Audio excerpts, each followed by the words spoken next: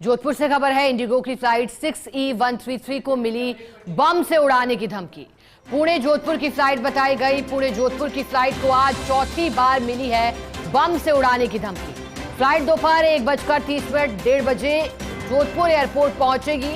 Jodhpur airport पर flight को करवाया जाएगा सेफ लैंड। एयरपोर्ट पर विमान की ली जाएगी तलाशी। जोधपुर एयरपोर्ट पर फ्लाइट को ले जाएंगे आइसोलेशन वे पर। यात्रियों के सामान की और फ्लाइट की फिर सघनता से जांच होगी। फायर ब्रिगेड, डॉग स्क्वाड और पुलिस के अधिकारी भी एयरपोर्ट पहुंचे हैं।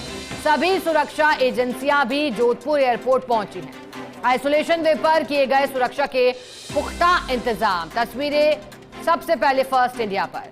चलिए, सहयोगी दीक्षित परिहार हमारे साथ जुड़ गए हैं। दीक्षित, 13 दिन 300 एयरलाइंस ऐसी जिन्हें धमकी मिली है बम से उड़ाने की, ये सिलसिला थम नहीं रहा। अब बताइएगा, पुणे जोधपुर की फ्लाइट को क्या धमकी मिली, कब तक सेफ लैंड हो पाएगा यहां?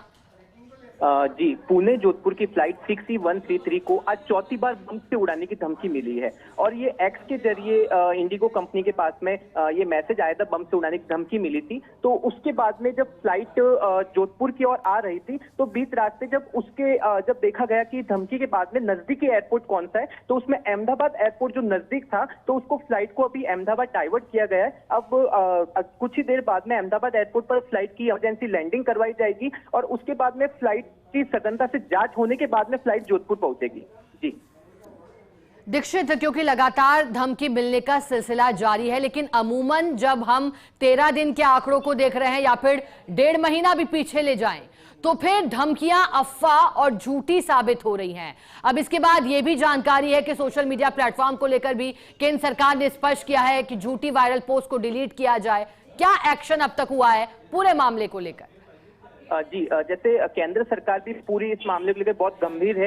एक्स पर जो सोशल मीडिया पर भी काफी जो पोस्ट है उसको डिलीट को लेके भी अभी जो मामला आया है, पर देखा जाए तो अभी भी ये रोक नहीं होती है। अभी तक इसमें फ्लाइट की जो है अपने एक्स के जरिए काफी धमकियां मिल रही है, तो अभी इसकी कोई भी रोकथाम नहीं हुई है। मतलब आज देखो तो पुणे जोधपुर की फ्लाइट को चौथी बार धमकी मिलना बहुत बड़ी चीज है और यात्री जो है सबसे ज्यादा परेशान हो रहे हैं। उसको अहमदाबाद में डाइवर्ट कर कितनी देर बाद अहमदाबाद में उसकी चेकिंग होगी, उसके बाद फ्लाइट जोधपुर एयरपोर्ट पहुंचेगी, तो कम से कम यात्रियों को फ्लाइट के अंदर 4 से 5 घंटे का सफर आप मान के चलिए। उसके बाद में वो जोधपुर एयरपोर्ट पहुंचेंगे और सबसे बड़ी बात है, जो एयरपोर्ट पर यात्रियों के परिजन जो लेने के लिए आए हुए वो भी कहीं ना कहीं घबराए हुए। इतनी पुलिस सुरक्षा एजेंसियों को देखकर जब उनके पास ये मैसेज पहुंचता है कि फ्लाइट में बम की उड़ाने की धमकी है, तो कहीं ना कहीं उनके मन में भी डर होता है कि हमारे परिजन जोधपुर एयरपोर्ट कब पहुंचेंगे।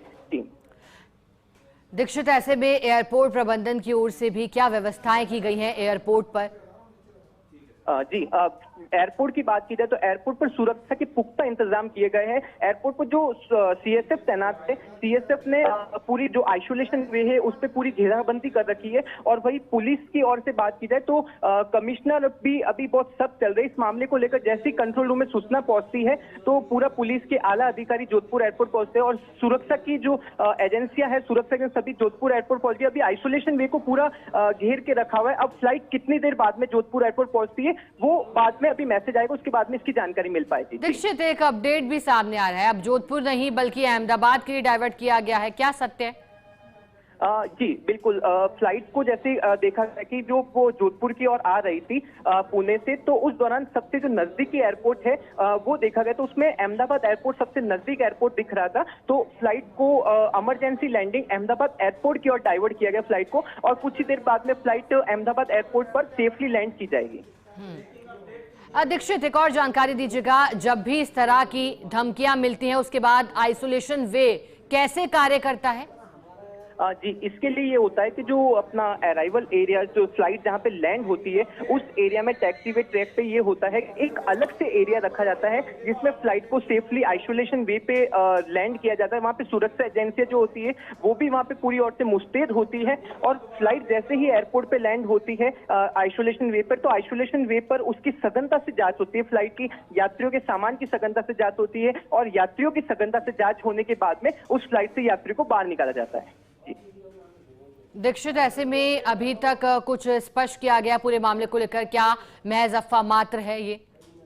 अभी इसके बारे में कोई भी जानकारी नहीं दे पाएंगे, क्योंकि अभी तक फ्लाइट जो अहमदाबाद एयरपोर्ट पर भी लैंड नहीं हो पाई है, क्योंकि अभी तक एक्स के जरिए जो एयरपोर्ट इंडिगो की कंपनी के पास में जो मैसेज आया बम से उड़ाने, अब वो जब फ्लाइट अहमदाबाद एयरपोर्ट पर सेफली लैंड की जाएगी, उसके बाद में फ्लाइट की सघनता से जांच होगी, तो ये स्पष्ट हो पाएगा कि वास्तव में इस बार भी अफवाह है या क्या चीज है। दीक्षित, करीब कितने पैसेंजर सवार इस फ्लाइट में?